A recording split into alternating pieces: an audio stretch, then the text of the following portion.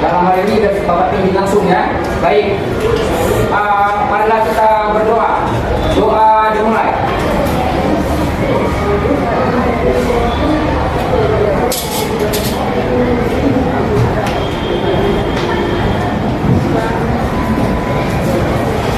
Doa selesai. Baik, Bapak terlebih dahulu ya. Terima waktu. Coba lihat kawannya kiri kanan sepatunya. Ayah ini datang.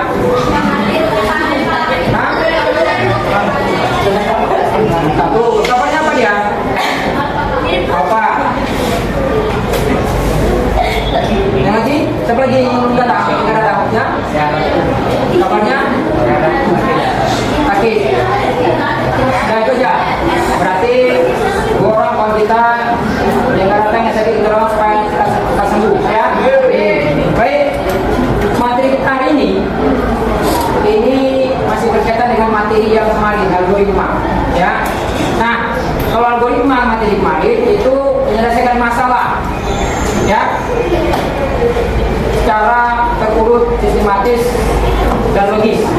Nah, dalam hal ini kita masuk ke materi dampak sosial, dampak sosial informatika.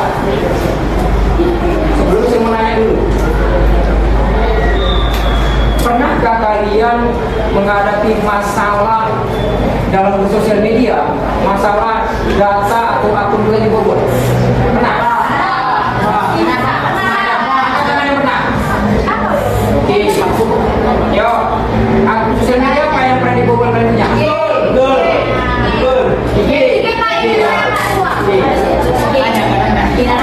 Tahu penyebabnya?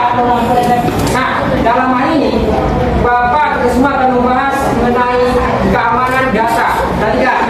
Iya, boleh. Di materi kita hari ini perkakas atau perangkat untuk melindungi keamanan data dan informasi. Ya. Kemudian berikutnya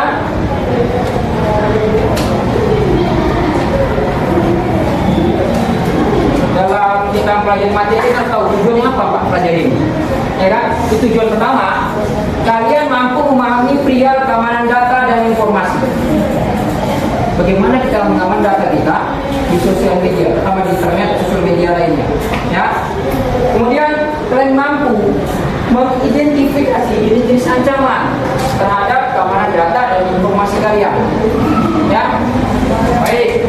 Kemudian data dan informasi. Siapa tahu apa itu definisi keamanan?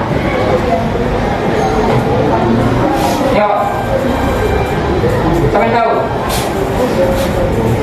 Kan yang hasil pendapat, salah nggak apa-apa. Nggak ada. Baik, perhatikan.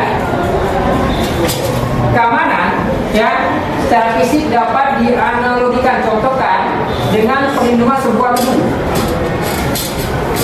seseorang, organisasi atau negara dari ancaman kejahatan. Itulah keamanan. Ya, sebuah perlindungan. Kalau kita apa yang dilindungi data kita di internet. Ya.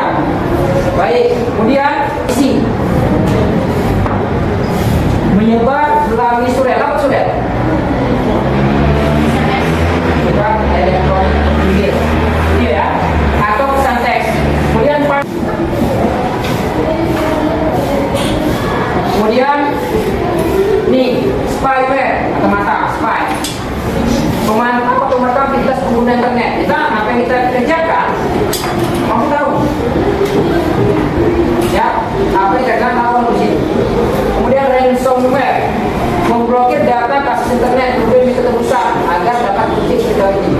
Sama kayak saya, akun Facebook kita dihack orang atau di-crack orang, kemudian dia minta kalau mau balik Facebookmu atau akunmu beri saya uang. Itulah dia, ya, balikkan. Kalau enggak balik, Facebook kita diblokir selamanya. Itu dia, ya. Versi adalah singkatan dari malicious software yang menunjuk pada segala jenis perangkat lunak dan diciptakan untuk merusak. Malware. Program ini kalau merusak yang disebut dengan malware, mengganggu atau muncul informasi dari sebuah sistem komputer atau perangkat kita. Segala software yang berorientasi untuk data bisa disebut dengan malware. Oke. Berikutnya, hacking atau peretasan. Tidak. Nah, ini saya bilang hacker atau hackingnya kan. Tidak. Istilah hacking atau peretasan saat ini banyak orang sebagai tindakan tidak dan rusak tanpa kerja, bisa rusak segala atau disebut dengan peretas. Hacking dapat juga diartikan sebagai tindakan mengakses komputer atau jaringan secara tidak sah. Istilah berasal dari kata bahasa Inggris yaitu hack, yang berarti memotong atau cincang. Jadi hacking ini kegiatannya bisa baik, bisa buruk. Kalau zaman dulu, ketika zaman keemasan peretasan ini, hacker ini disebut dengan mereka itu orang jenius. Karena tujuannya tidak merusak itu.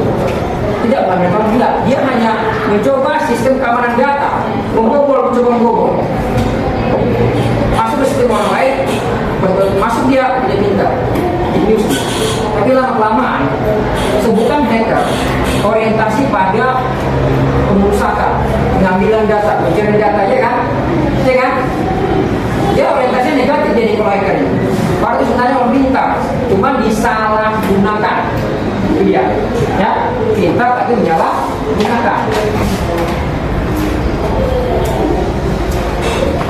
Mei 2021, masyarakat heboh akibat dugaan kebocoran data pribadi milik 279 juta penduduk dari layanan BPJS Kesehatan. Salah satu kasus kebocoran data terbesar di Indonesia.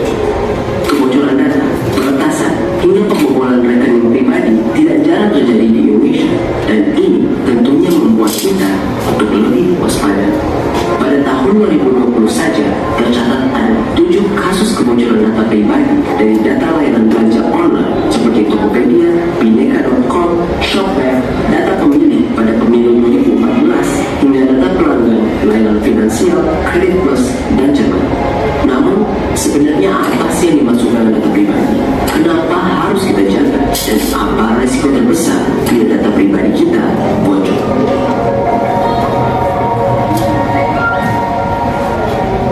Kita mulai dari definisi. Jadi, apa sih data pribadi? Data pribadi sebenarnya atau pada dasarnya adalah data atau informasi perseorangan tertentu gitu ya, yang disimpan, dirawat, serta dilindungi kerahasiaannya, karena sebenarnya sifatnya adalah private dan unik. Berarti, apa saja yang termasuk data pribadi? Nama lengkap, alamat rumah, alamat email, nomor handphone, nomor telepon, kartu kredit, nomor rekening, sama nomor NIK, nomor KTP, betul, ulang tahun, kebiasaan berbelanja, dan jangan lupa mungkin kalau beberapa profesi dia juga punya nomor profesi ya, jadi kayak mungkin nomor polisinya, kayak nomor tentara, dan ini sebenarnya juga data pribadi. Dan pertanyaannya sekarang, kenapa data pribadi kita ini jadi penting dan berharga? Iya, kenapa sih jadi penting ya sebenarnya? Dan sebenarnya tanpa disadari data ini itu punya nilai, dan nilai itu buat diri kita penting dan dapat. Ini. Dan sebagian udah dibilang. Kalau sekarang ini mungkin belum seberapa penting data Anda, belum sekarang. Nanti setelah kalian berkecimpung masuk ke internet, bekerja melalui internet, kalian pasti akan perlu sekali data keamanan data kan. Apa contoh keamanan data kan? Data pribadi yang nggak boleh orang tahu. Pertama apa? Ada disebutkan dari sebagian.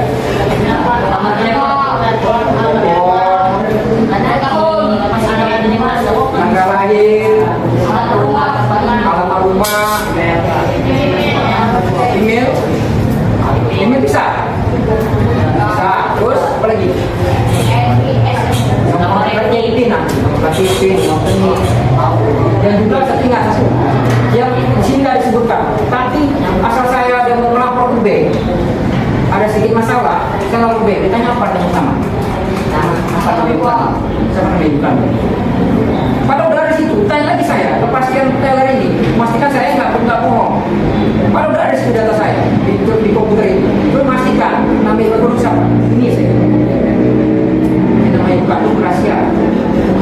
Ya,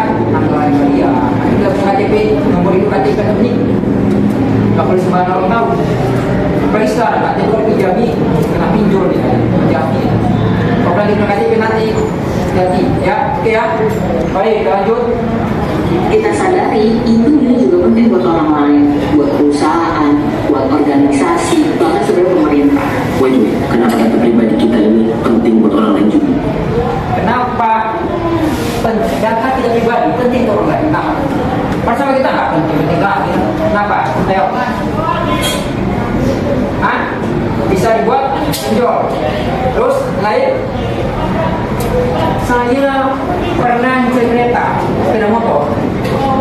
Ya, saya bayarkan. Data kan sudah tersimpan sih. Tiba-tiba masuk lagi ibaratnya udah sampai yang ngapain masuk ke email WA saya. Apakah Anda butuh pinjaman? Cukup menggadaikan buku hitam. Dari mana tahu data saya mereka? Oh, rupanya setiap perusahaan penting data kita. Kenapa? Untuk promosi mereka. Ya, seperti ke WA. Makanya kadang-kadang data kita udah mulai gak aman. Kenapa? Data kita diperjualbelikan sama orang lain. Kenapa? Perusahaan perlu data kita sama perusahaan perlu. Kenapa? Untuk promosi mereka. Sampai toko handphone pun silakan berbelanja ke kami itu. Jadi setiap perusahaan perlu data pribadi orang untuk promosi perusahaan mereka, produk mereka, mempromosikan. Ya, sama kita itu penting. Orang masuk kita kesal. Kenapa? Kalau bisa masuk data kita ini sama orang lain, kita tahu data kita orang lain masuk ke kita. Kan kita nggak penting promo-promo sama kita, nggak penting. Menyemai aja. Ya, makanya jangan sembarangan memberikan data pribadi kita kepada orang lain. Ya, oke. Baik, lanjut. Kadang mereka semua ini justru bisa menggunakan data ini untuk keuntungan mereka tanpa kita sadari loh. Dan keuntungan ini yang sebenarnya mungkin bertentangan sama kita. Misalnya Andre adalah seorang yang suka travel. Data pribadi Andre ternyata sampai kepada sebuah perusahaan di bidang wisata. Nah, perusahaan wisata tersebut akan menawarkan paket promo wisata kepada Andre dengan data pribadi yang didapatkan tadi. Dengan ini, berarti perusahaan wisata tersebut menggunakan data pribadi Andre demi keuntungan mereka tanpa persetujuan dari Andre. Ini baru satu contoh sederhana bagaimana data pribadi kita berharga bagi orang lain. Serta bank kapital menggunakan integritas juga membuat password yang berbeda untuk setiap akun kontak. Demikian tadi adalah 5 tips menjaga data pribadi agar aman di internet. Baik. Nah, saya sudah terangkan apa itu data pribadi, bagaimana cara mengamankannya, jenis-jenis ancaman terhadap data kita di internet. Ada yang bertanya silakan. Oke, ada yang bertanya? Dapat nilai tambah 5, saya nanti kasih nilai 5. Ada yang bertanya? Ada? Silakan. Kalau misalnya data pribadi kita dihack kan Pak, itu bisa kemungkinan baru ya? Oke. Kalau data pribadi kita di-hack atau diretas orang lain, saya nggak balik kira-kira. Ada yang mau jawab?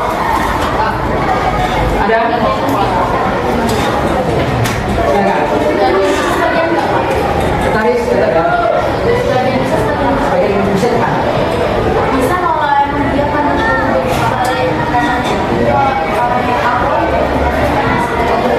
Iya, baik. Ada lagi? Tambah 5. Yang nanya tambah 5 juga. Yang lain ada? Baik. Ada yang bisa balik, ada yang enggak. Ada tugas kerja kelompok. Ya. Nanti setelah ini saya presentasikan tugas kelompok. Oke. Ya, kelompok satu ini. Nama kelompoknya ya. Kelompok ini kelompok 1 ya. Kelompok 2. Kelompok 3. Kelompok 4 sama kelompok 4 kelompok 5. Ayo.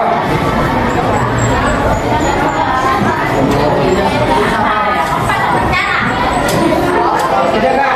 Kelompok dulu, ayo.